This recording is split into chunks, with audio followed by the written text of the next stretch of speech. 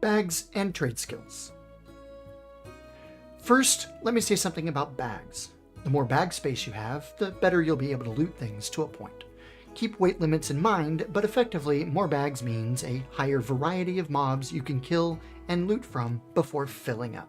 So effectively, it gives you freedom to either choose your loot or to slaughter and loot everything with wild abandon.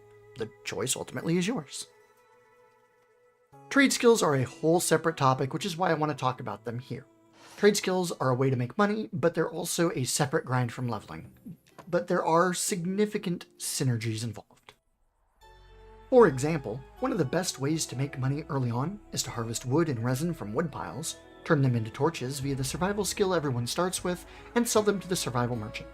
You can easily make a couple of silver doing this, and the only investment needed is a lumberjacking axe costing less than 30 copper. This is usually my very first purchase on my characters. Now, in general, trade skills have various different uses. Lumberjacking, for example, also allows you to collect wood to make campfires for the XP boost for leveling purposes.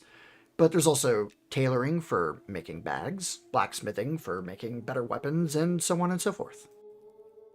Ultimately, which or how many trade skills you decide to pick up is up to you, but each one requires some investment, such as a tailoring kit for tailors, which costs 1 silver, to get started. A small note, tailoring kits and leatherworking kits, with the addition of a seam ripper you can buy from various vendors, allows you to break down cloth and leather armor, respectively.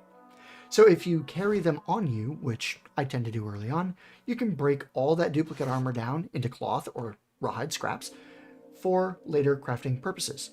This is an investment as well, since 42 cloth scraps are needed to make a cloth backpack. Trade skills cost a lot of money and time to level up, and many of them require materials from other trade skills. So if you want to level several trade skills, you're going to need to do a lot of them.